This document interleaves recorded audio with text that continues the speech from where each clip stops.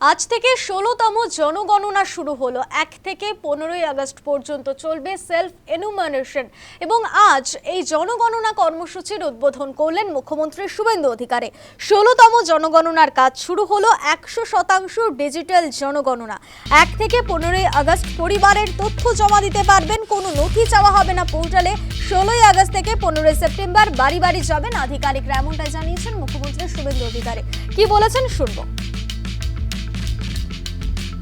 সম্মানীয় পশ্চিমবঙ্গের নাগরিকবৃন্দ, ১৬তম সেন্সাসের যে কাজ সেটা আমার নিজে শুরু করলাম।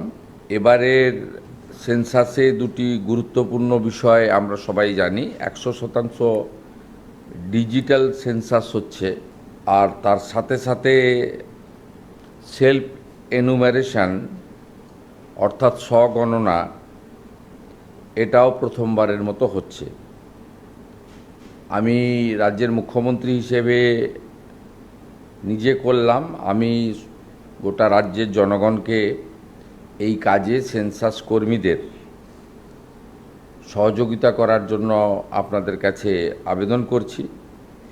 আপনারা নিজেরাও স্বগণনা অর্থাৎ সেলফ এনুমারেশন যে সুবিধা সেটা আপনারা গ্রহণ করবেন এবং ac.census.gov.in এর মাধ্যমে ১ থেকে ১৫ই আগস্ট ২০২৬ পর্যন্ত পরিবারের তথ্য অনলাইনে জমা দিতে পারবেন।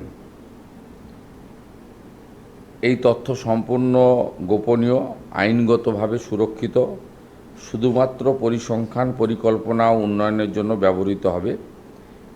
ব্যক্তিগত তথ্য প্রকাশ বা অপব্যবহার করার সুযোগ এক্ষেত্রে নেই।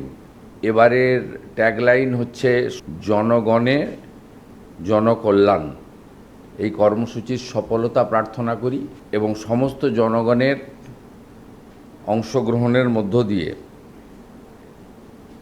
বিকশিত ভারতের লক্ষ্যে আধুনিক আদমশুমারি অর্থাৎ সেন্সাস সফল হোক, এই প্রার্থনা করছি।